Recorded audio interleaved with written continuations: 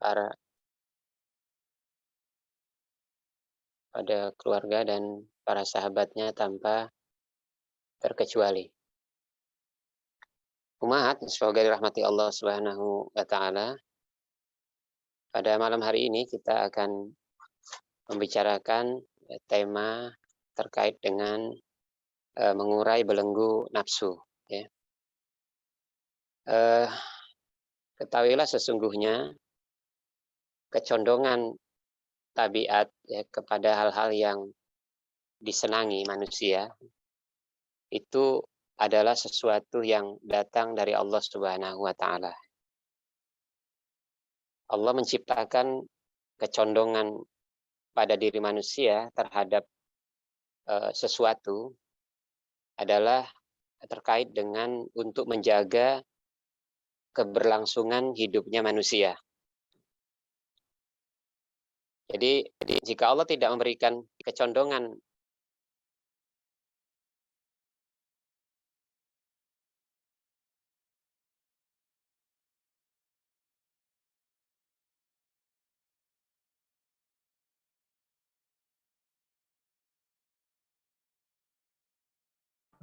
Afwan Ustadz, tidak terdengar suaranya Ustadz.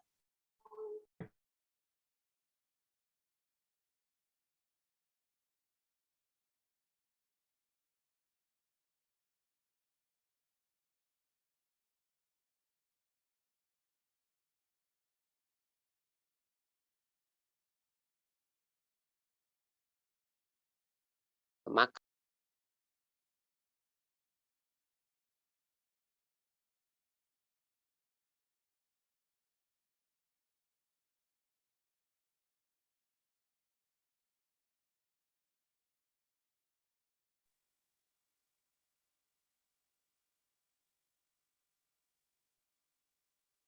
ya kita lanjutkan. Termasuk ya kecenderungan manusia dalam ini perkara nafsu adalah kecenderungan terhadap kemarahan, ya. Ya, terhadap kemarahan. Kemarahan tidak selalu berdampak kepada keburukan, ya, karena kemarahan itu adalah bahagian dari yang Allah ciptakan kecondongannya untuk menghindari dari gangguan. Bahkan kita katakan bahwa nafsu untuk membunuh pun, ya, dalam hal-hal yang dibenarkan adalah merupakan kecenderungan yang awalnya adalah diperbolehkan, ya. Jadi seperti membunuh binatang atau hewan yang mengganggu, ya, atau membunuh musuh dalam peperangan, menghadapi musuh dalam peperangan, ya, dan pembunuhan-pembunuhan yang disyariatkan atau dibenarkan dalam syariat. Maka umahat yang semoga dirahmati Allah Subhanahu wa taala, oleh karenanya para ulama menjelaskan terkait dengan perkara hawa nafsu ini, ya, bahwa kita tidak mencela hawa nafsu itu secara mutlak, ya. Kita tidak mencela hawa nafsu ini secara mutlak, ya. Yang kita akan bicarakan dan terkait dengan bagaimana menguraikan hawa nafsu itu adalah hawa nafsu yang dia tercela, ya. Dikatakan nafsu itu tercela kalau dia adalah perkara yang awalnya dibolehkan tapi kita memakainya dengan melampaui batas, ya, melampaui batas. Yang dikatakan melampaui batas tentunya adalah semua perkara yang keluar dari tujuan, ya, mendapatkan kemaslahatan dan menghindarkan diri dari kemudorotan. Misalnya nafsu makan yang Allah berikan kepada kita. Nafsu makan tentunya memiliki maslahat, ya, buat manusia. Di antaranya adalah mempertahankan kehidupan, ya, dengan menjaga kesehatan dari makan, ya, mempertahankan kehidupan, dan tentunya yang lebih mulia dari itu adalah untuk melangsungkan kehidupan dengan beribadah kepada Allah Subhanahu wa taala. Maka porsi nafsu makan di sini adalah porsi yang masih dalam kategori nafsu yang dibolehkan. Tetapi apabila seseorang menjadikan makan adalah sebuah hobi atau sebuah tujuan, ya, yang dalam pikirannya hanyalah bagaimana perutnya selalu kenyang, ya, yang bisa membuatnya menjadi malas, ya, bisa membuatnya menjadi lalai dari tujuan hidup yang sebenarnya yakni beribadah kepada Allah, maka kondisi nafsu dia terhadap makan saat itu adalah nafsu yang tercela, ya, karena dia melampaui batas dari apa yang diinginkan oleh syariat. Begitu juga misalnya nafsu kepada lawan jenis, yang ini akan melahirkan keinginan untuk melakukan pernikahan. Ya, kita tahu bahwa pernikahan adalah sesuatu yang disyariatkan oleh agama ini. Ya. Di antara tujuannya karena Allah Subhanahu Wa Taala menitipkan kepada kita nafsu terhadap lawan jenis yang dengannya akan terjadi keberlangsungan hidup dengan berkembang biaknya atau kita katakan melahirkan generasi demi generasi. Tetapi apa jadinya apabila nafsu kepada lawan jenis ini dipakai dan dilampiaskan di luar batas yang telah ditetapkan oleh syariat? Maka ini menjadi tercela. Begitu juga dengan hawa nafsu lainnya. Kita katakan, ya seperti juga yang dirangkum oleh para ulama, ya, bahwa di antara dalil yang terangkum di dalamnya ada kesimpulan bahwa pada hakikatnya nafsu itu adalah datang dari Allah Subhanahu Wa Taala, namun harus ada pengendalian, ya, dan seseorang tidak boleh terkecoh dengan nafsu-nafsu yang ada pada dirinya, ya, dan dia harus mengembalikan pada orientasi kehidupannya, yakni beribadah kepada Allah Subhanahu Wa Taala adalah seperti yang Allah firmankan di dalam surah Ali Imran ayat 14. Ya. A'udzubillahi minasyaitonirrajim. Zuyyina linnasi hubbus syahawati minan nisa'i wal banin. Ya. Dihiasi kepada manusia itu keinginan, ya, kecintaan kepada an-nisa, yakni wanita-wanita wal banin dan anak-anak. Para ulama menjelaskan inilah di antara yang Allah munculkan, ya. Fitrahnya manusia itu menyukai pasangannya, ya, lawan jenisnya. Kemudian anak-anaknya. Ya. Wal qanatiril muqantarah minadz zahabi wal fiddah. Kemudian Allah hiasi juga kecintaan, keinginan kepada harta yang berpikul-pikul dari jenis emas dan perak. Wal khail. Kemudian Allah titipkan juga fitrah, ya, cintaan kepada kuda, ya. Ulama menyebutkan mungkin kendaraan, ya. Di zaman dahulu kuda adalah kendaraan termasuk kendaraan yang mewah. Wal khail wal musawwamati wal an'am. Kemudian kecintaan kepada binatang ternak. Wal hars, kemudian kecintaan kepada kebun-kebun. Dzalika mata'ul hayatid dunia, yang disebutkan tadi, kecintaan-kecintaan, kecenderungan kepada hal-hal yang Allah berikan kepadanya, Allah berikan kepadanya fitrah untuk menyenanginya, yakni pasangan, anak, kemudian harta yang melimpah, kemudian kendaraan, sawah ladang, ya, ternak. Ini kata Allah adalah sesuatu yang indah yang menjadi perhiasan dunia. Dzalika mataul hayatid dunia, ya. Bahkan Allah menyebutnya sebagai perhiasan dunia, ya. Yang pada awalnya kecenderungan kepada hal-hal yang disebutkan di atas adalah diperbolehkan, ya, diperbolehkan untuk dinikmati, ya.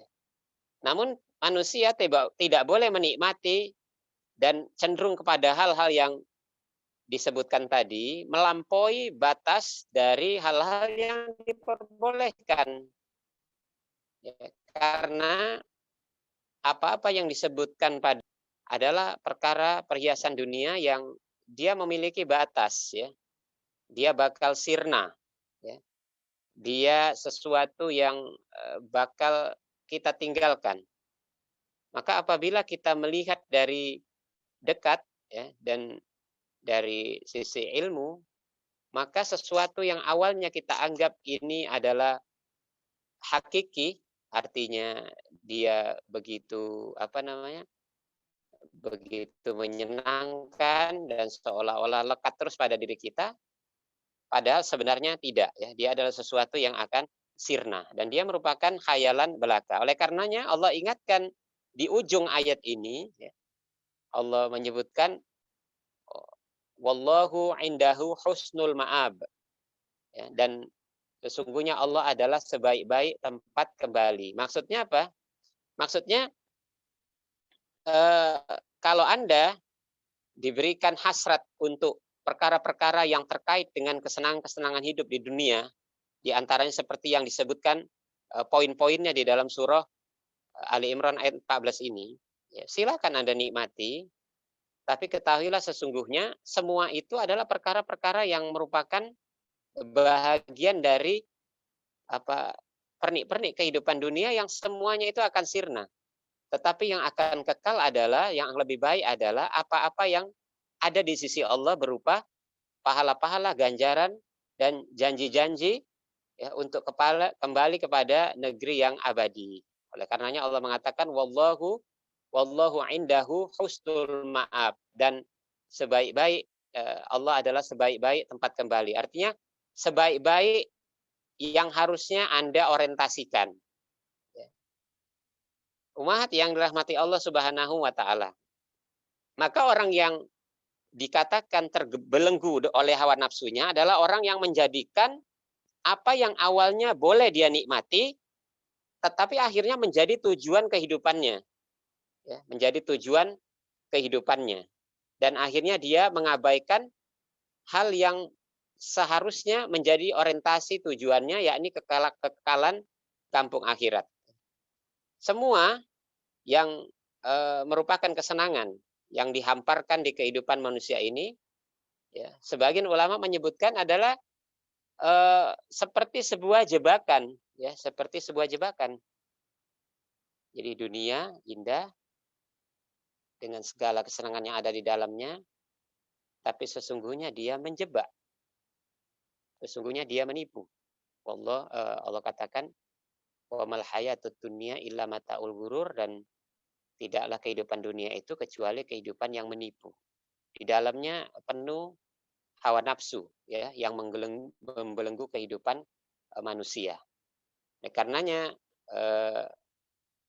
sebagian orang ahli hikmah mengibaratkan dunia itu seperti biji-bijian. Yang biji-bijian itu bisa memperangkat seekor burung. Biji-bijian diletakkan di sebuah perangkap yang dengannya akan datang seekor burung yang melihat biji-bijian itu. Ya, burung akan melihat biji-bijian itu, namun dia tidak lagi melihat perangkap, ya, perangkap yang ada di sekitar biji-bijian itu. Kenapa? Karena hati dan pikiran burung hanya fokus pada biji-bijian yang dia senangi. Ya, tidak lagi memperhatikan perangkapnya. Maka burung akan serta-merta masuk dalam perangkap ketika dia fokus pada biji-bijian. Ya, seandainya si burung dia lebih berhati-hati dan memperhatikan bahwa biji-bijian yang diletakkan di dalam perangkap itu akan bisa membuat dirinya celaka, maka burung tidak akan hinggap dan memakan biji-bijian itu. Sama halnya dengan perangkap cacing di dalam mata kail atau mata pancing yang memperangkap ikan, ya. Ikan yang menyenangi umpan, ya, antaranya mungkin cacing atau katak. Dia hanya fokus pada umpannya, dia tidak lagi memikirkan umpan ini diletakkan di mana. Ya, ternyata umpan itu diletakkan di mata pancing, yang ketika dia melahap umpan itu, dia pun akan terjebak dengan kail atau pancing itu yang membuat dirinya celaka. Maka dia pun tidak akan selamat. Oleh karenanya, Ummahat, demikianlah hakikat apa yang menjadi kesenangan hidup di dunia ini. Dalam kehidupan kita, hakikatnya adalah perangkap. Dan ini hanya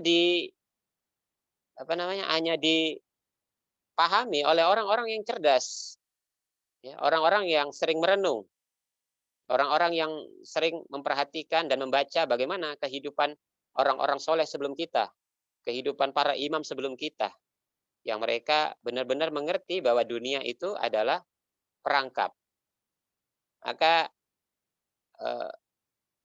para ulama sering mengetengahkan kaedah yang berasal dari Rasulullah Shallallahu Alaihi Wasallam dengan sabdanya yang mulia, di mana Rasulullah Shallallahu Alaihi Wasallam bersabda, "Hubbatil jannatu bil makarih, wa hubbatin naru bis syahwat."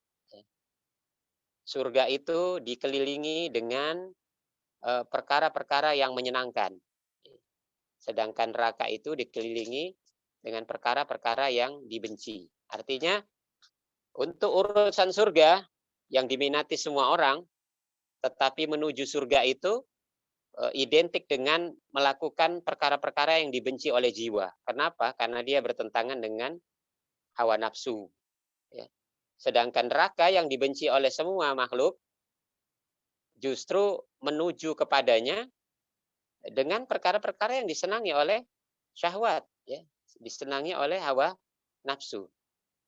Oleh karenanya, di antara nikmat surga adalah tinggal di sana dalam kekekalan, ya, keabadian.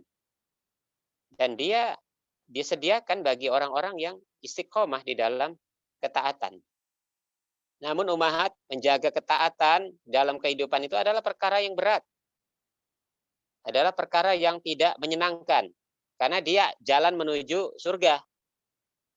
Kalau di surga juga ada taman-taman, bunga-bunga, dan air yang dituangkan dari cerek-cerek yang berlak, ya, dari kasturi. Dia tentunya disediakan buat orang-orang yang selalu berzikir kepada Allah Subhanahu wa taala dan yang menghidupkan hatinya. Kita tahu, ya, berapa banyak orang yang bisa selalu berzikir kepada Allah dan menghidupkan hatinya. Karena perkara berzikir, ya, selalu berzikir dan menghidupkan hati adalah perkara yang tidak menyenangkan. Di surga juga ada buah-buahan, yang buah-buahan itu kutupuhun daniyah, yakni direndahkan, artinya mudah dijangkau. Kemudian dilayani oleh para pelayan yang mereka, ya, kalau dipandang seperti mutiara yang terhampar. Ini semua disediakan buat orang-orang yang soleh dan orang-orang yang mencintai orang-orang yang soleh. Namun kita katakan berapa banyak orang yang nyaman bersama orang-orang yang soleh. Karena kebanyakan orang ya ingin selalu bersama orang-orang yang sejalan dengan hawa nafsunya, yakni bisa bersenang-senang, ya, melampiaskan kesenangan mumpung dia masih hidup. Atau di dalam surga ada kemah-kemah, ada mata air yang mengalir, yang jika diminumkan kepada penduduk surga, maka hilanglah dahaga selamanya. Ini tentunya disediakan bagi orang-orang yang mengalir air matanya, menangis karena takut kepada Allah Subhanahu wa taala. Ya, namun ini sulit, ya, sekali lagi ini sulit, ya, dilakukan karena ini tidak menyenangkan hawa nafsu seseorang. Ya, maka beruntunglah orang-orang yang terbiasa berlapar-lapar di dunia, ya, untuk mendapatkan rasa kenyang di akhirat. Beruntunglah orang yang bisa bersabar, ya, dengan di dalam ketaatan, ya, untuk memperoleh kenikmatan, ya, surga yang kekal. Oleh karenanya para ulama dan imam umat ini ya banyak memberikan petua-petua dan nasihat kepada kita ya terkait dengan belenggu hawa nafsu ini ya. Seperti yang disebutkan oleh salah seorang imam kaum muslimin ya, Ibnul Jauzi rahimahullahu taala, di mana beliau mengatakan kenikmatan itu tidak akan diperoleh dengan kenikmatan. Maksudnya gimana?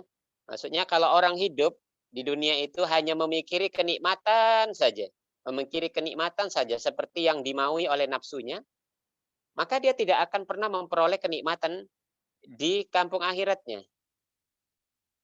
Ya. Jadi kalau orang hanya memikirkan kenikmatan di dunia saja, ya, walaupun itu bertentangan dengan apa yang Allah larang, asal dia selalu selaras dengan hawa nafsunya, dia terbelenggu dengan hawa nafsunya, maka dia tidak akan memperoleh kenikmatan di kampung akhirat. Begitu juga barang siapa yang memilih kenyamanan terus, maka dia tidak akan memperoleh kenyamanan yang serupa ya, di akhirat. Kita selalu merasakan betapa nyamannya ya berada di zona nyaman ya dalam kehidupan ini ya. Karena tuntutan hawa nafsu kita ya, santai. Santai itu kan nyaman. Ya, malas itu nyaman. Tidak perlu memikirkan ketaatan, tidak terlalu peduli dengan perkara yang dilarang, itu nyaman. Bahkan sebagian orang tidak pernah memikirkan bekal akhiratnya. Ya. Maka itu adalah perkara-perkara yang nyaman. Nah, orang yang selalu merasakan nyaman seperti ini, dia tidak akan merasakan kenyamanan serupa di kampung akhirat. Jadi selalu berbanding terbalik. Ya, kenyamanan dan kenikmatan di kehidupan sesungguhnya akan diperoleh sesuai dengan kadar yang kadar kesusahan dan kesulitan, beban berat yang ditanggung oleh seseorang ketika dia di dunia. Dan ini semuanya adalah masuk dalam koridor pengendalian dirinya terhadap hawa nafsunya. Jadi tidak akan mungkin ada kesenangan di negeri akhirat tanpa didahului oleh rasa gelisah ya, ketika seseorang mengendalikan kehidupannya di dunia. Tidak akan ada kenikmatan tanpa adanya usaha bersabar untuk memperolehnya. Oleh karenanya sedetik kesabaran ini adalah lebih baik daripada siksa yang akan diterima seseorang di negeri akhirat untuk jangka waktu yang panjang. Kesimpulannya, bila seseorang dia sudi bersusah payah sebentar, ya, maka ia akan merasakan rehat atau istirahat yang berlangsung lama. Bahkan para ulama yang memberikan contoh-contoh yang sangat menyentuh hati. Ya, bagaimana jika seseorang bisa mengurai hawa nafsunya, mengurai belenggu nafsunya, maka dia akan mendapatkan perkara balasan kenikmatan yang lebih banyak dan lebih lama. Ya. Ketika di antara para ulama menyebutkan contoh, perhatikanlah bagaimana ketika Nabi Yusuf alaihissalam dalam jebakan kemaksiatan yang ada di hadapannya, lalu dia berhasil untuk keluar dari belenggu itu, maka yang dia dapatkan adalah kemuliaan. Yang dia dapatkan adalah kemuliaan. Bahkan Allah memberikan kepadanya kemuliaan di dunia sebelum kemuliaan akhirat. Tetapi apa yang terjadi ketika Nabi Adam alaihissalam dia terjebak kepada apa yang dia lakukan adalah mengikuti hawa nafsunya, yakni dia tergoda dengan memakan buah yang dilarang. Akibat yang muncul adalah Allah murka padanya, lalu dia diturunkan dari tempat yang mulia kepada tempat yang rendah, dan perkara ini adalah perkara yang Nabi Adam alaihissalam sesali sampai ketika beliau dihadirkan di padang mahsyar, ya. Beliau menyebut-nyebut di hadapan manusia bahwa beliau adalah seorang yang tidak layak untuk memohon kepada Allah karena dia masih pernah melakukan kesalahan. Ya, padahal dia sudah bertobat kepada Allah Subhanahu wa taala dan Allah menerima tobatnya. Ini adalah pelajaran besar buat kita yang disebutkan oleh para ulama betapa kemampuan mengendalikan diri, ya, dalam mengurai belenggu hawa nafsu akan melahirkan sebuah kemanisan, ya, kemanisan hidup. Ya, sebaliknya orang yang dia selalu terbelenggu dengan hawa nafsunya dan tidak memperhatikan rambu-rambu yang ada di dalam kehidupannya, maka orang ini akan mengalami keperihan demi keperihan yang mungkin tidak akan ada habis-habisnya. Ini saja Ummahat materi kita pada malam hari ini. Wallahu taala a'lam.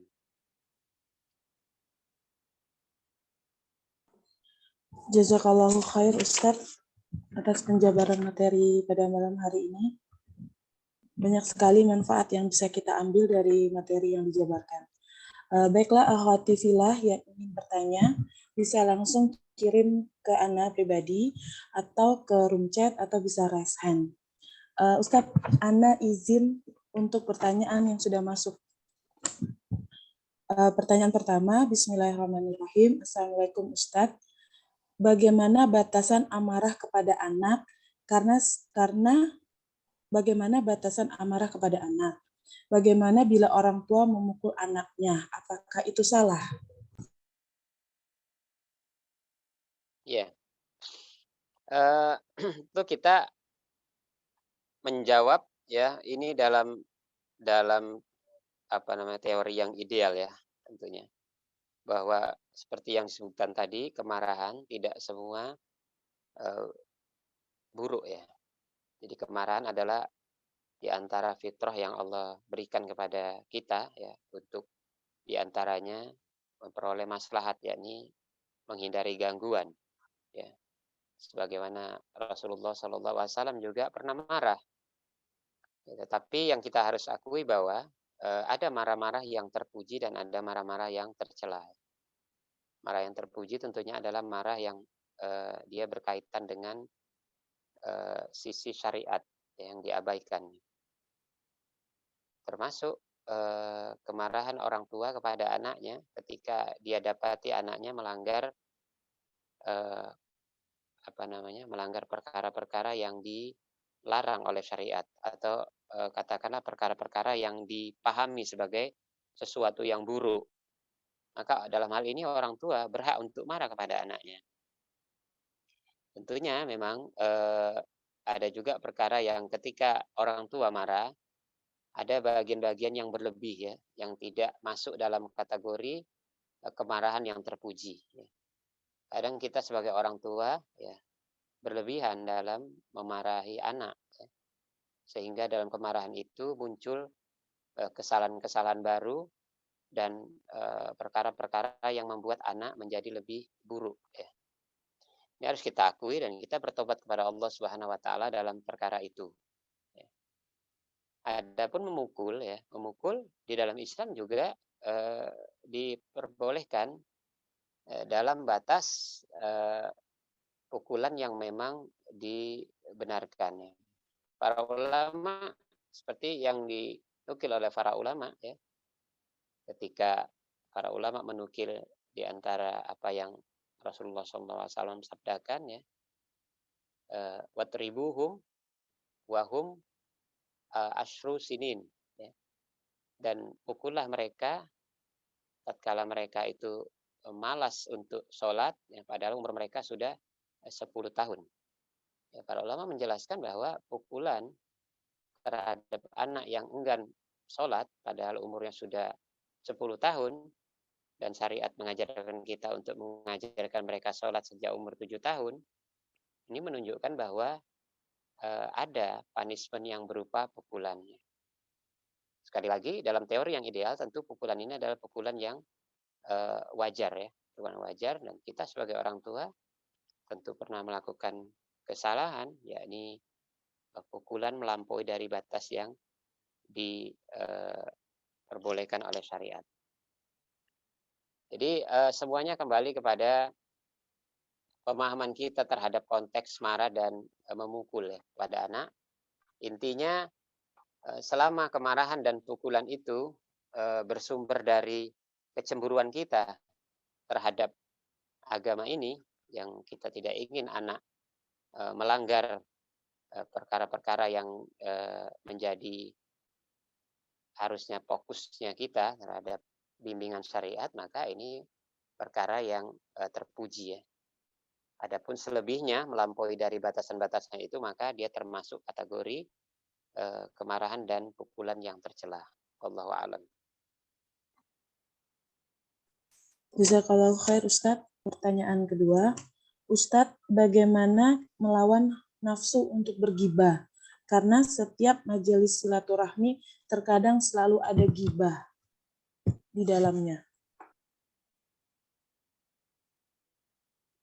Ya, ini bagian dari kecenderungan yang hampir semua orang tidak selamat ya, kecuali sedikit orang-orang yang dirahmati ya. Ghibah adalah sesuatu yang manis terasa bagi para pelakunya. Di dalam ghibah itu seseorang yang sedang melakukannya, dia benar-benar merasa sedang di atas angin ya, karena seseorang yang menggibah dia sedang tidak berhadapan dengan orang yang dia gibahi. Kemudian dikala dia sedang menggibah, maka dia merasakan seolah-olah dirinya lebih baik atau bahkan lebih suci dari si korban ya, yang dia gibahi. Oleh karenanya dia memiliki candu ya. Seseorang yang sangat menikmati kecenderungan untuk menggibah itu selalu mengulang-ulang perbuatan itu. Dan dia sangat menikmatinya karena dia seperti ada candu. Yang harus dipahami adalah ghibah hakikatnya adalah merugikan pelakunya sendiri. Ya. Karena dia adalah bagian yang disebutkan oleh Nabi Shallallahu Alaihi Wasallam sebagai poin dari orang bangkrut di akhirat. Orang yang menggibah hakikatnya dia telah merusak kehormatan saudaranya. Maka dia termasuk dosa besar ya, karena ungkapan yang Allah firmankan juga menunjukkan ini sebagai sebuah dosa yang besar. Ayuhibbu ahadukum ayyakula lahma akhihi maita fakarihtumu ya, apakah kalian mau makan bangkai saudaranya sendiri? Tentu kalian merasa jijik dengan makan bangkai saudara sendiri. Ini penggambaran dari dosa ghibah. Tetapi kenapa orang banyak melakukannya? Yaitu tadi, karena dia ada rasa candu. Oleh karena untuk menghindarkannya adalah menghadirkan bahwa sesungguhnya menggibah adalah kebinasaan untuk diri kita sendiri.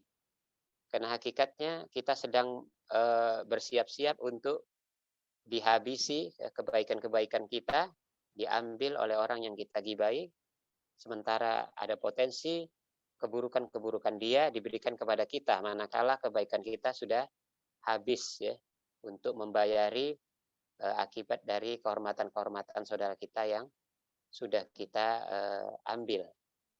Oleh karenanya umahat ya, adalah kita bertobat dari hal itu dan berusaha untuk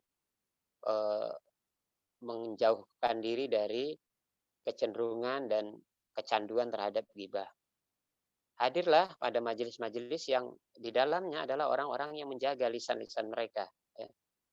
Jangan pernah kita mau terprovokasi dengan majelis-majelis yang menjadikan ghibah adalah bagian dari santapan-santapan mereka. Sesungguhnya wajah-wajah yang buruk, ya, jiwa-jiwa yang kotor itu kelihatan dari orang-orang yang menjadikan ghibah bahagian dari lalap kehidupannya. Ya. Sebaliknya orang yang bisa menjaga harga dirinya, menjaga kemuliaannya, kesuciannya, itu tercermin dari orang-orang yang bisa menjaga lisannya dari urusan-urusan ghibah. selalulah kita merenungi dengan aib-aib yang kita miliki ya, yang sangat banyak ya, dan Allah masih menutupi aib-aib kita. Tangisilah aib-aib yang ada pada diri kita dan berusaha kita untuk memperbaikinya, sehingga sibuknya kita terhadap aib-aib yang kita miliki itu membuat kita terkurangi ya untuk memperhatikan aib-aibnya orang lain. Sadarilah dan selalulah ingat bahwa kemungkinan orang-orang yang kita benci, orang-orang yang kita gibai, bisa jadi adalah orang-orang yang lebih baik dari kita. Bisa jadi amal-amalnya lebih diterima oleh Allah Subhanahu wa taala dan bisa jadi dia adalah orang yang sudah bertobat dari aibnya jikapun memang benar ya konten dari yang dibicarakan tentang aibnya. Bisa jadi dia adalah orang yang sudah bertobat dan Allah menerima tobatnya. Tetapi orang yang menggibai dirinya sudah pasti dia sudah tercemplung kepada dosa besar ya, yang akan membinasakan dirinya sendiri. Mudah-mudahan Allah memberikan pertolongan kepada kita supaya kita keluar dari kebiasaan untuk menggibah. Allah alam. Alhamdulillah, bismillahirrahmanirrahim. Izin bertanya Ustadz, bagaimana jika suami selalu mendiamkan istri jika marah, tanpa ada dialog? Pokoknya kalau menurut suami itu benar, maka benar. Apakah ini termasuk marah yang baik? Apakah yang demikian bukan termasuk zolim? Jazakallahu khair Ustadz. Iya. Uh, kita tidak tahu ya persoalan yang mendasari uh, kondisi seperti ini ya. Seorang suami yang membiarkan istrinya atau mendiamkan istrinya pada satu kesalahan yang ada di dalam benaknya ya.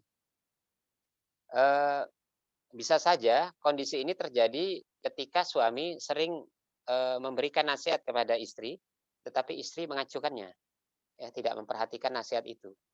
Atau suami telah merasa letih ya dengan apa yang selalu menjadi fokus dia untuk mendidik istrinya, ya, maka dia lebih memilih diam. Atau suami merasa kalau dia bicara maka serta-merta istri pun segera membantah dan melawannya, maka dia lebih memilih diam. Jadi kondisi-kondisi ini bisa saja terjadi dari keadaan yang dia hadapi. Ya. Kita katakan bahwa Rasulullah SAW pun pernah diam kepada Aisyah yang radhiyallahu anha bahkan sampai sebulan ketika terjadi kasus ya yang menjadi fitnah yang menyebar di Madinah ketika Aisyah dituduh berzina ya, dengan Sofwan. Ya, tapi setelah itu Rasulullah SAW mendatangi Aisyah dan dia berkata kepada Aisyah kalau apa yang diberitakan ini adalah benar maka bertobatlah kepada Allah Subhanahu wa taala. Ya. Ini adalah secuil dari sikap Rasulullah, tetapi setelahnya Rasulullah memberikan nasihat. Oleh karenanya kalau memang keadaan seperti itu, ya kita yakini sebagai sebuah kezaliman atau perilaku yang salah dari sang suami, maka fokuslah kepada diri kita dulu ya sebagai istri. Ya. Jangan fokus kepada kesalahan suami. Banyaklah mengalah kepada suami dan berikanlah hak-haknya. Kemudian bila perlu memohon maaflah kepada dia sebelum memberikan nasihat padanya. Karena sesungguhnya seorang suami dia lebih layak untuk dimuliakan oleh istrinya. Dan seorang istri harus lebih berani menekan perasaannya. Ya. Banyak meminta keredoan suami. Maka setelah dia mengetahui bahwa sebenarnya diamnya suami itu karena akibat perilaku-perilaku istri di kesempatan-kesempatan lain, maka sang istri harusnya segera bertobat dan memohon maaf padanya. Apabila diamnya suami itu adalah semata-mata karena memang pola suami yang salah dalam menyikapi katakanlah pertikaian-pertikaian dalam rumah tangga, sang istri bisa memberikan nasihat kepadanya dengan nasihat yang lembut pada kondisi di mana suami sudah merasa tenang. Tapi yang mesti ditunjukkan oleh seorang istri adalah kebaktiannya kepada suami. Dia harus lebih banyak mengalah, yang minta maaf dan melayani dia seperti biasanya. Ketika suami sudah mulai dingin, maka sang istri sudah bisa memulai pembicaraan bahwa dia ingin mengetahui apa yang terjadi sehingga suaminya bersikap demikian. Dan pada saat itulah ketika suami setelah meresponnya dengan baik, istri bisa memberikan nasihat-nasihat yang lembut ya untuk bagaimana untuk kedepannya supaya ketika mereka bertikai ya ada sesuatu yang disepakati ya apa yang harus kita lakukan supaya kita tidak jatuh kepada kezaliman di dalam keluarga. Wallahu a'lam. Jazakallahu khair Ustadz. Pertanyaan selanjutnya, Ustadz, apakah menyembunyikan kesulitan yang kita alami itu termasuk perbuatan yang lebih utama dibandingkan bila kita menampakkan yang akan membuat orang-orang yang membenci kita menjadi senang dan membuat sedih orang-orang yang mencintai kita? Jazakallahu khair Ustadz. Nah, ya jadi hukum asalnya ya menyembunyikan kesulitan kita, keadaan-keadaan kita yang sulit, maka itu terpuji ya hukum asalnya. Ya, sudah disebutkan tadi di antara dampaknya kalau kita termasuk orang yang hobi ya, dengan segera memberitakan apa-apa yang menjadi kesulitan kita, maka ini akan membuat sedih orang-orang yang mencintai kita dan membuat senang orang-orang yang membenci kita. Oleh karenanya, seseorang dituntut untuk lebih dekat dan bisa mengadukan semua kesulitannya kepada zat yang dia bisa segera menyembuhkan dan memberikan jalan keluar. Adukanlah kesulitan-kesulitan itu kepada Allah Subhanahu wa taala ya. Sesungguhnya kita memiliki waktu-waktu yang eh, makbul ya, mustajab di mana kita bisa mengadukan perihal kita kepada Allah Subhanahu wa taala. Namun demikian tidak ada larangan ya, manakala kita berada di kondisi yang genting dan kita harus meminta bantuan orang lain, tentunya orang-orang yang kita percaya bisa memberikan bantuan secara tulus ya, tidak menjadikan ini aib-aib kita ya. Maka ini diperbolehkan oleh syariat ya. Diperbolehkan oleh syariat. Tetapi bila kita termasuk orang yang pandai menyembunyikan kesulitan kita, maka kita termasuk orang yang terpuji ya, termasuk orang yang istimewa. Karena sedikit sekali kita temui orang yang seperti itu. Kita perhatikanlah di zaman ini ya, di mana orang begitu mudah untuk mengeluh ya. Bahkan pada perkara-perkara yang begitu remeh-temeh ya. Serta-merta mereka akan menyampaikan keluhan-keluhan itu. Bahkan keluhan itu disampaikan kepada semua orang yang dikenal ataupun tidak dikenal ya. Dia akan beberkan dalam status-status di media sosial dia akan sebutkan di chatting-chattingan dia. Ini menunjukkan betapa murahnya kepribadian dan harga diri orang-orang di masa kini. Maka orang-orang yang belajar agama dia mengerti tentang harga diri dan dan kemuliaan itu sehingga dia tidak mudah untuk membeberkan setiap kesulitan yang dihadapi. Semoga Allah Subhanahu wa taala menjaga kondisi-kondisi kita. Naam, jazakallahu khair Ustaz. Ana ingatkan lagi untuk akhwati fillah yang ingin bertanya langsung bisa raise hand. Selanjutnya, pertanyaan selanjutnya Ustaz. Bismillah, Assalamualaikum warahmatullahi wabarakatuh. Ustadz, izin bertanya, bagaimana jika jiwa senantiasa condong pada perkara dunia, namun kadang jiwa taat kepada Allah? Bagaimana mengobati jiwa yang seperti ini, Ustadz? Saya takut menjadi orang munafik, Ustadz. Kadang taat, kadang dikalahkan hawa nafsu. Mohon nasihatnya, Ustadz. Jazakallahu khair. Waalaikumsalam warahmatullahi wabarakatuh. Dunia dengan akhirat itu tidak bisa ketemu ya, tidak akan pernah ketemu. Jadi yang ada adalah menundukkan salah satunya. Orang yang fokusnya kepada akhirat, dia otomatis akan meremehkan dunia. Dan sebaliknya orang yang sangat mengagungkan dunia, pasti dia akan meremehkan akhirat. Dan itu tidak akan bisa dikompromikan. Oleh karenanya, kalau kita bicara profil tentang orang-orang yang kelihatannya secara lahiriah dia berkelimpahan dengan materi-materi dunia, Tetapi kenapa dia tetap disebut sebagai orang-orang yang selamat, ya, orang-orang yang mulia, seperti yang terjadi di kalangan para sahabat, ya. Karena sesungguhnya di kalangan sahabat, ya, dan orang-orang setelahnya, mereka memiliki materi-materi, ya, perhiasan-perhiasan dunia, tetapi kepemilikan mereka itu hanya sebatas kepemilikan yang mereka manfaatkan untuk kehidupan-kehidupan akhirat mereka, dan hati mereka sama sekali tidak condong kepada apa yang ada di tangan-tangan mereka. Inilah hakikat dari zuhud itu, ya. Seorang yang zuhud terhadap dunia bukan berarti orang yang memiskin-miskinkan diri atau dia tidak memiliki apa-apa. Tapi seorang yang zuhud itu adalah hati yang cenderung kepada pahala-pahala, ya, dan tujuan-tujuan hidup, ya, menuju negeri akhirat.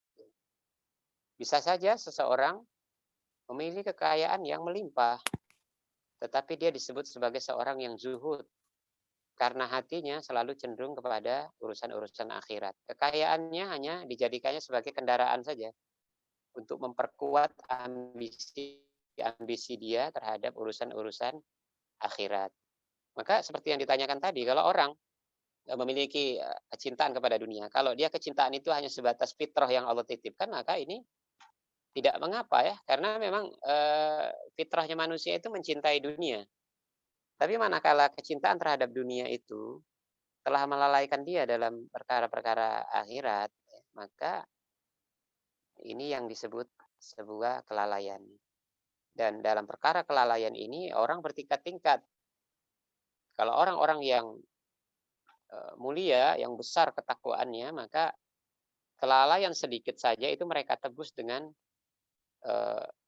barang yang mahal, ya. Seperti yang terjadi dengan Umar bin Khattab radhiyallahu an misalnya, ketika beliau terpukau memperhatikan kebunnya, sampai sampai beliau terlewatkan atau terlambat di waktu asarnya, ya, beliau akhirnya mensedekahkan yang menjadi penghalang baginya antara dirinya dengan ambisi akhiratnya. Jadi kita tidak tahu yang ditanyakan tadi seberapa besar, ya, kecenderungan terhadap dunia itu. Ya, orang-orang yang hebat di saat ini adalah orang-orang yang dia dengan dunia tidak terlalu tergopoh-gopoh, ya. Tidak menjadi bahasan utama, tidak menjadi fokus dan tujuannya.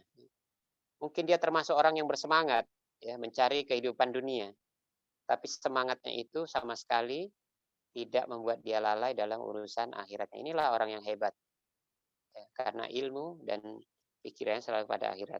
Nah, bagaimana cara menghadirkan itu? Cara menghadirkan itu adalah dengan banyak memahami sedalam-dalamnya pemahaman terkait dengan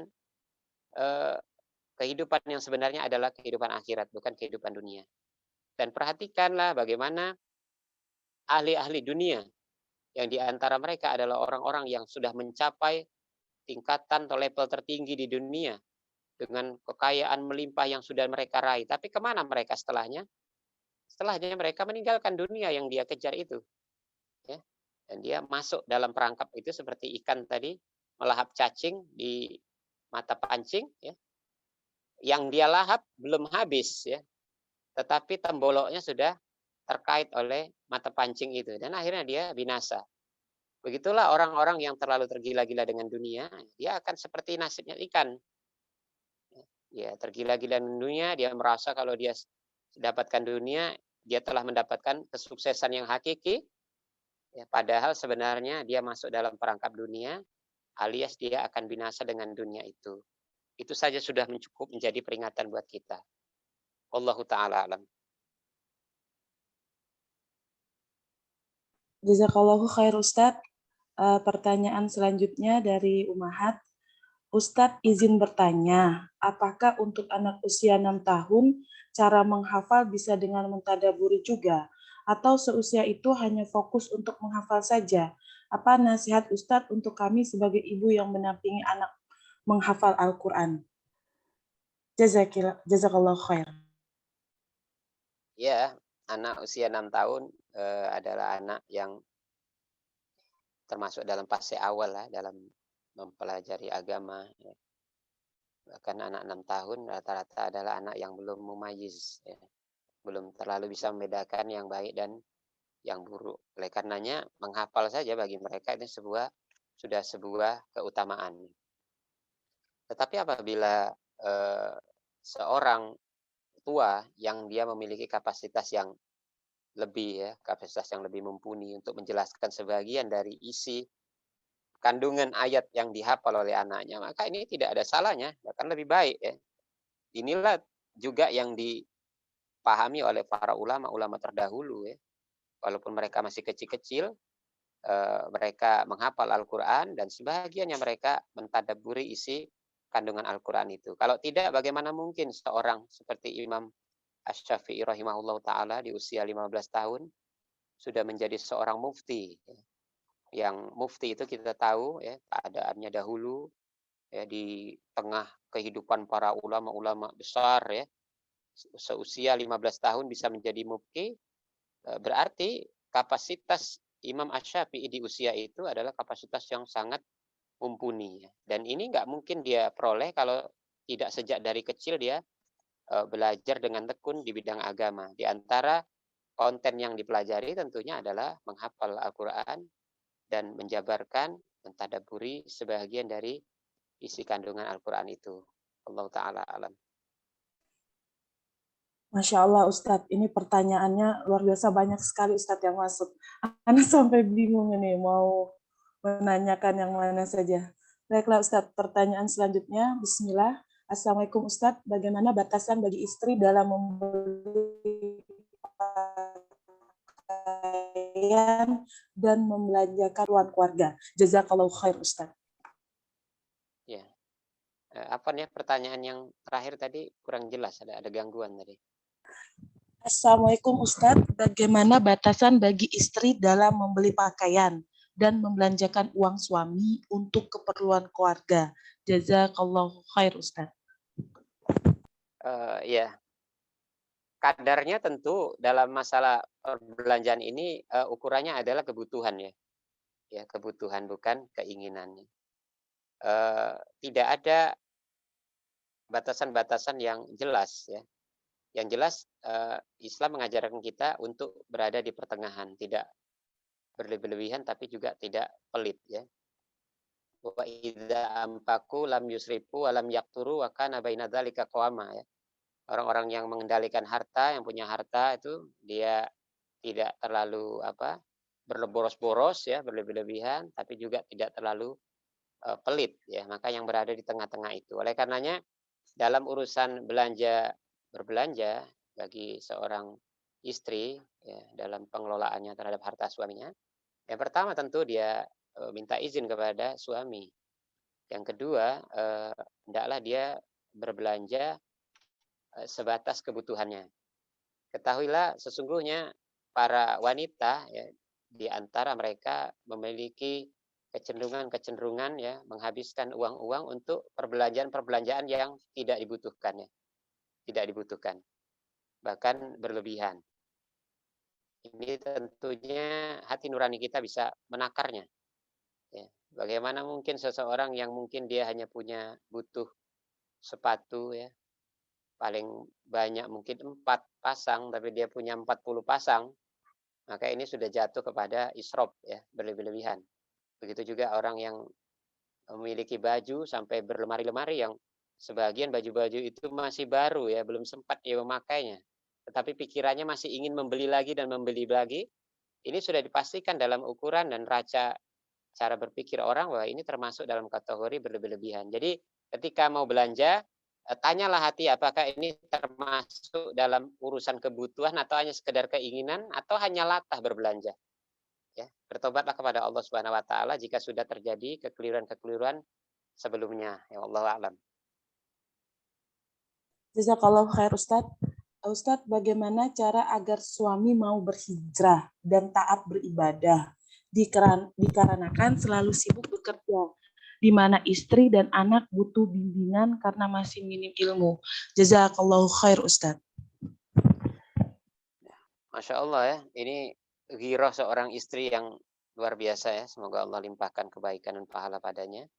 keinginan yang tinggi supaya suami juga ikut mengenal agama dan hijrah. Pertama sekali tentunya berdoalah kepada Allah Subhanahu wa taala di waktu-waktu mustajab ya. Adukanlah persoalan ini ya, kegelisahan ini kepada Allah Subhanahu wa taala ya. Ya Allah, sungguhnya aku bersyukur kepadamu telah mendapatkan hidayah ini dan itu ya. Dan aku menginginkan suamiku juga dalam keadaan yang sama. Berikanlah dia petunjuk ya. Mintalah kepada Allah supaya Allah menolongnya. Ini terjadi kepada Abu Hurairah radhiyallahu an, di mana beliau masuk Islam di tahun ke-7 Hijriah, tetapi dia meninggalkan ibu yang masih dalam keadaan apa namanya musyrikah ya, musyrik. Ya. Kemudian dia datangi Rasulullah dan dia minta doakan ibunya dan akhirnya dikabulkan oleh Allah Subhanahu Wa Taala. Yang kedua, banyaklah memperbaiki diri ya di hadapan suami. Tunjukkan pada suami setelah hijrah kita justru lebih baik ya. Lebih taat ya, lebih lembut ya, lebih menyenangkan ya, lebih perhatian dan seterusnya. Sehingga suami melihat bahwa kondisi istri sebelum hijrah dengan hijrah itu memberikan dampak yang luar biasa. Jadi hijrahnya seorang istri membuka mata hati seorang suami bahwa agama ini memang menjadikan orang lebih baik ya. Jangan malah sebaliknya ya. Setelah istri berhijrah dia merasa dia memiliki ilmu, suaminya tidak, lalu dia mulai lebih membangkang, lebih banyak ngatur dan seolah-olah merendahkan suaminya dalam kebodohan agamanya. Ini akan berdampak pada perkara yang buruk. Yang ketiga tentunya istri bisa mencari sarana-sarana dan apa saja yang bisa membuat suaminya menangkap signal itu ya. Misalnya membelikan buku-buku yang ringan yang bisa dibaca oleh suaminya dan menjadikan bahasan-bahasan di rumah membicarakan perkara-perkara yang bisa dijadikan iktibar ya, pelajaran. Misalnya kematian tetangga, kematian saudara, ya, yang menggambarkan betapa kehidupan ini begitu pendek bagi setiap kita dan bisa saja itu menghampiri kita dan tujuan kehidupan kita adalah untuk beribadah sebenar-benarnya. Hal-hal seperti itu jadikan bahasan dalam rumah tangganya ya. Pelan-pelan ya, pelan-pelan jangan tergopoh-gopoh ya. Mudah-mudahan Allah Subhanahu wa taala memperbaiki keadaan rumah tangga yang masih seperti yang dibicarakan dalam pertanyaan ini. Allahu a'lam. Alhamdulillah, jazakallahu khair Ustadz. Pertanyaan selanjutnya, Ahwan Ustadz mau bertanya, bagaimana menyikapi suami di saat istri sedang mengutarakan apa yang tidak disukai istri atau sedang berdiskusi dengan suami selalu menghindar dan selalu pergi dari rumah. Jazakumullah khair. Iya. Keadaan seperti ini tentu keadaan yang istri lebih tahu ya. Karena setiap orang itu memiliki karakter yang berbeda-beda. Ada suami yang justru dia hobi untuk diskusi. Ada suami yang dia cenderung mendengarkan pernyataan-pernyataan istri. Tapi ada suami yang dia cenderung menghindari ya. Makanya ada kaitannya dengan pertanyaan sebelumnya bahwa introspeksilah diri dulu seorang istri.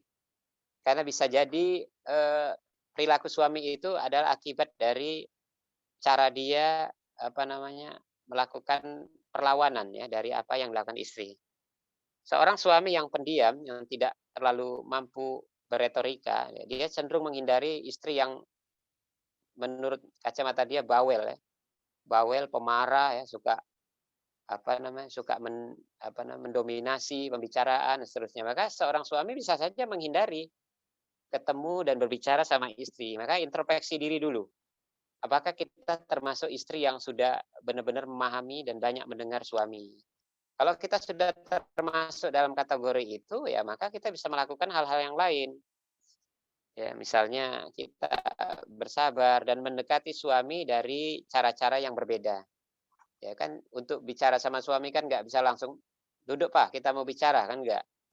Ya, mungkin kita bisa ajak dia dalam suasana-suasana yang menyenangkan, misalnya makan di luar ya, sedang jalan dan seterusnya. Ya, banyak waktu-waktu yang memungkinkan seorang istri berdialog dengan suami. Tapi bersabarlah, ya, bersabarlah karena hakikatnya seorang suami yang kuat sekalipun dia akan lemah dengan kelembutan dan cara-cara yang santun yang dilakukan oleh seorang istri. Percayalah dan selebihnya mohonlah kepada Allah untuk memperbaiki keadaan ini semua. Allahu a'lam.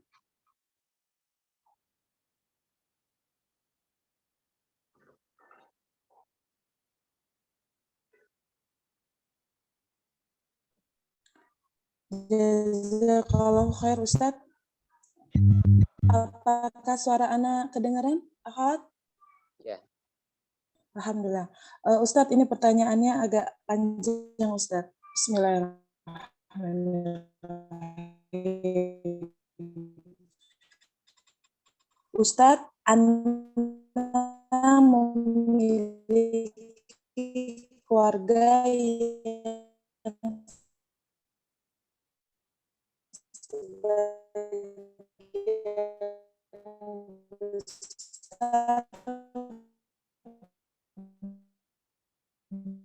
belum mengenal sunnah.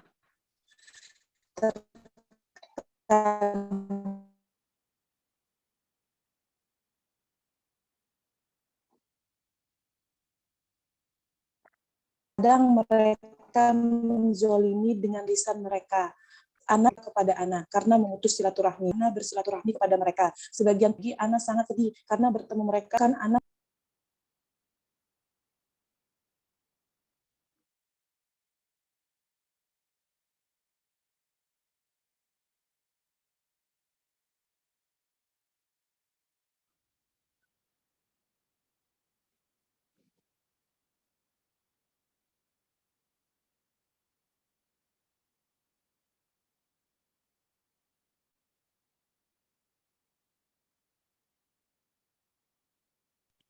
Asif ya Ustadz, mohon ditunggu sebentar. Jazakallah khair. Afwan Ustadz, apakah suara anak kedengaran? Ya, sekarang dengar. Ustadz?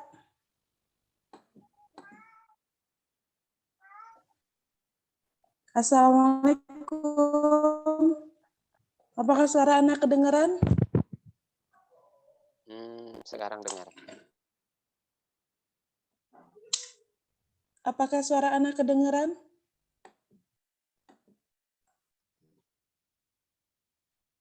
Ya, dengar sekarang. Kedengaran Ustadz? Sekarang dengar. Alhamdulillah. Di tempat Ana mati lampu Ustadz. Ada gangguan jadi internetnya. Afwan Ustadz. Jadi Ana ulangi pertanyaan yang tadi Ustadz. Ya, silakan. Ustadz, Ana memiliki keluarga yang sebagian besar belum mengenal sunnah. Terkadang mereka menzolimi dengan lisan mereka. Ana selama ini menghindari mereka. Tapi Ana takut Allah murka kepada Ana karena memutus silaturahmi. Sewaktu-waktu Ana dibukakan pintu untuk bersilaturahmi kepada mereka. Sebagian pihak Ana bersyukur kepada Allah karena memberi jalan. Tapi sebagian lagi Ana sangat sedih karena mengingat kata-kata mereka yang menyakiti. Bahkan Ana menangis setelah pulang bersilaturahmi. Apa Ana salah dan berdosa, Ustadz? Karena masih menyimpan perasaan sedih itu. Seolah-olah Ana tidak ikhlas, padahal sudah bersilaturahmi. Apa yang sebaiknya Ana lakukan, Ustadz? Ya, yang harus dilakukan adalah memperbaiki diri ya. Jadi kalau di dalam keluarga yang seharusnya masing-masing telah mengenal karakter yang lebih dalam ya. Kalau namanya keluarga itu karakternya lebih dipahami secara dalam. Maka yang benar adalah kondisi ketika kita sudah berhijrah, ya, banyak belajar agama, maka kita harus bisa menghadirkan diri sesupel mungkin ya, enjoy dan supel di hadapan keluarga kita. Tentunya tetap menjaga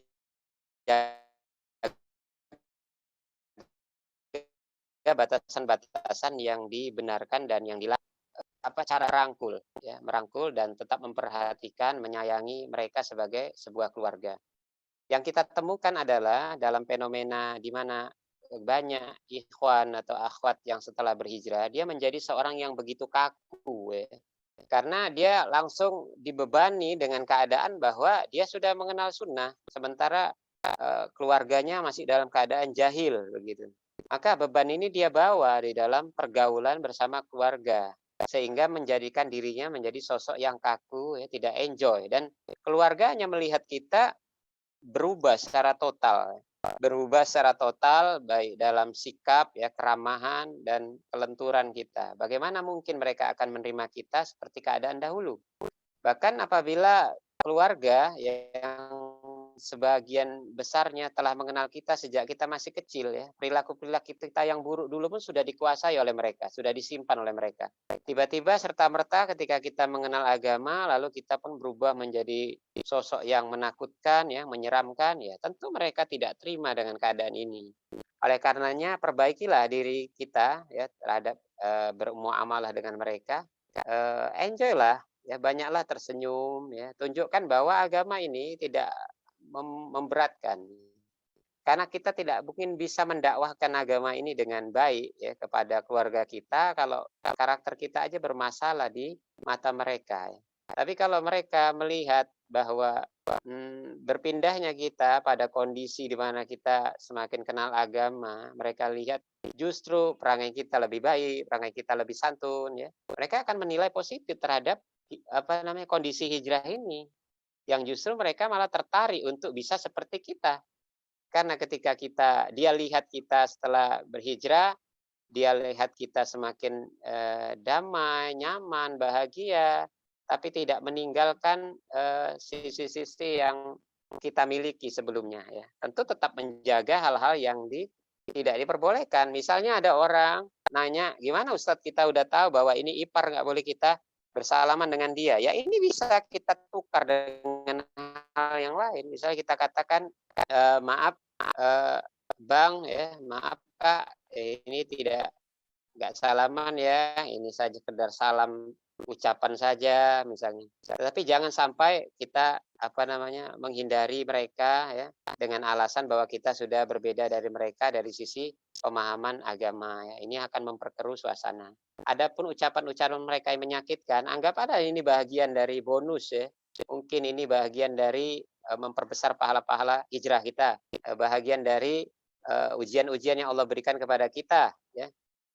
Kalau cuman mereka menyakiti dari sisi kata-kata ya mungkin ini masih lebih ringan. Orang-orang terdahulu bahkan Rasulullah SAW pun bukan hanya disakiti dari sisi lisan ya, bahkan keinginan sebagian keluarganya untuk menyingkarkannya bahkan membunuhnya. Ini adalah perkara biasa di dalam urusan-urusan dakwah ya. Allahu a'lam. Ustadz, apakah suara anak kedengaran Ustadz? Ya, dengar. Alhamdulillah. Bagaimana cara kita dalam menyikapi seorang saudara yang selalu mengeluh permasalahannya kepada orang tua kita? Padahal orang tua selalu menjadi resah dengan persoalan yang diceritakan. Bahkan terkadang hal-hal yang kecil yang seharusnya bisa dipecahkan sendiri. Jazakallahu khair Ustaz. Iya.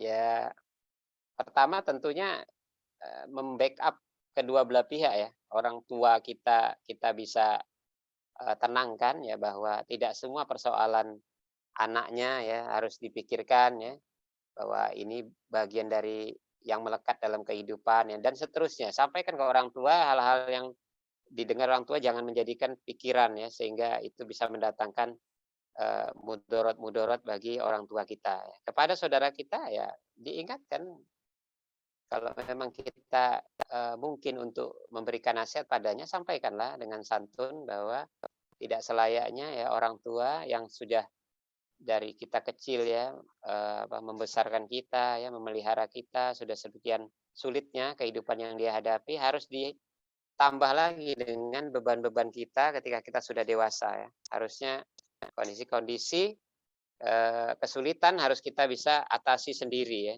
jangan apa-apa ke orang tua.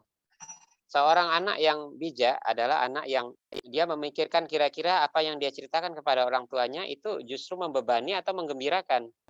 Kalau memang yang dia ceritakan menggembirakan orang tuanya, ya ini bagus diceritakan. Tapi kalau hanya cerita itu dia nggak memikirkan bahwa ini akan membebani orang tua, ya, sungguhnya ini adalah anak yang egois. Ya. Tapi ketahuilah kita juga nggak mudah memberikan nasihat kepada saudara kita, ya. Kecuali kita bisa menyampaikannya secara elegan, ya, humanis, ya. Atau mungkin kita memiliki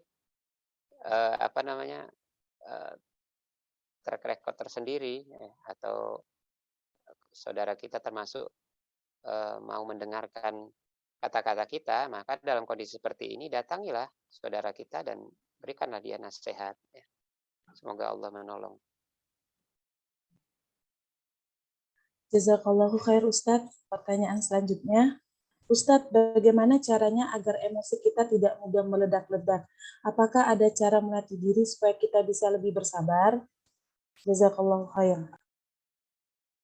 Ya, semua perkara-perkara yang terkait dengan ketaatan itu bisa jadi sarana melatih diri ya dari keburukan-keburukannya. Kalau kita tulus beribadah kepada Allah Subhanahu wa taala dengan keikhlasan dan semangat untuk memperoleh ganjaran-ganjaran, maka ini sudah cukup menjadi obat ya bagi keburukan-keburukan yang kita miliki ya.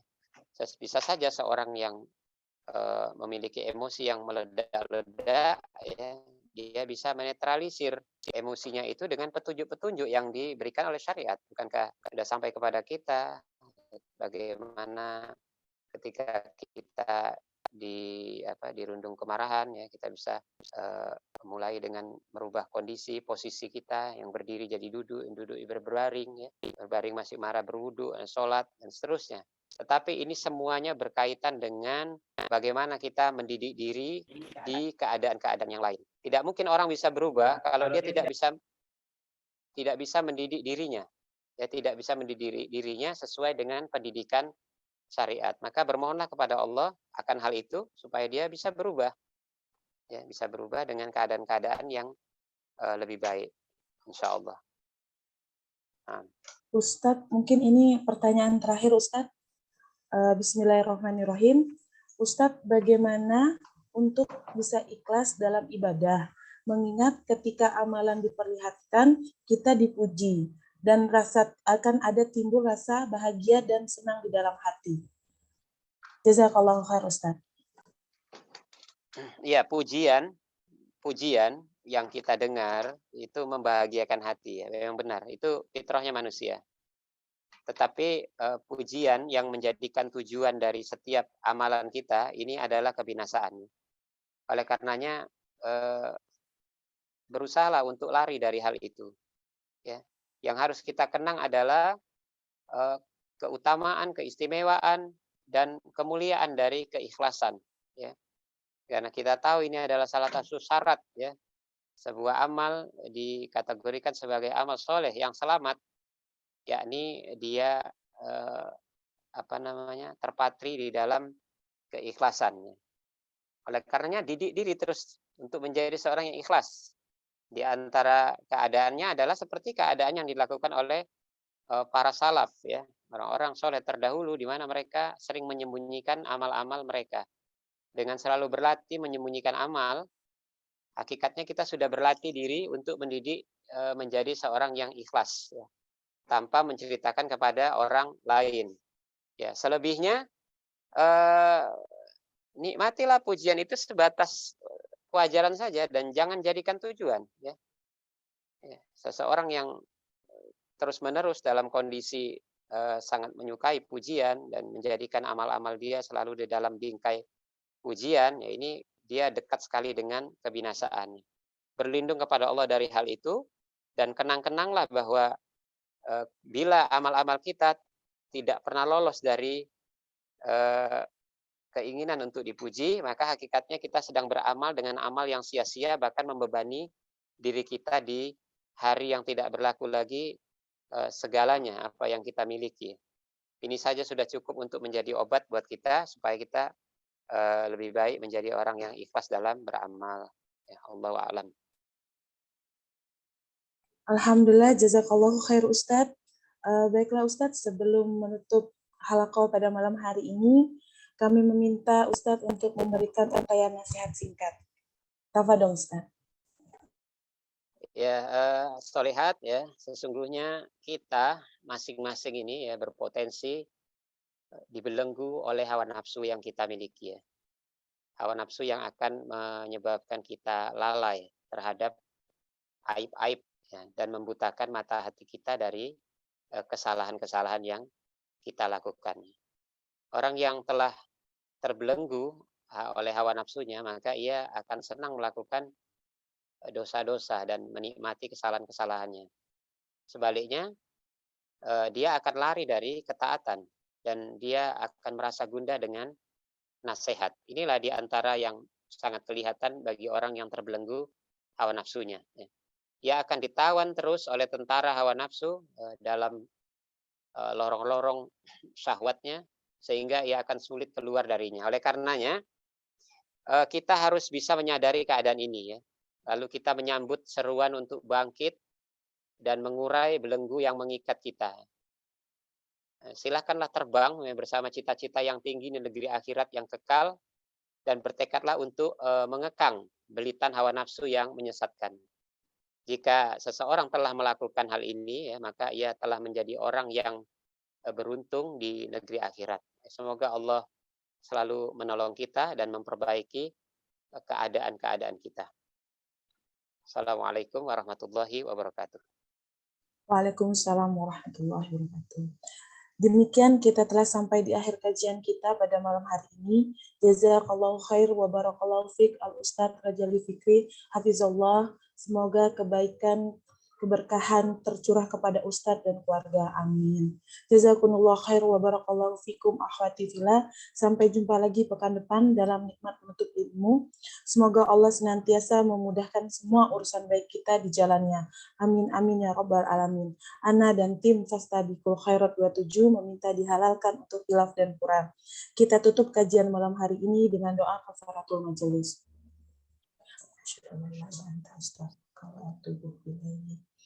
Wassalamualaikum warahmatullahi wabarakatuh.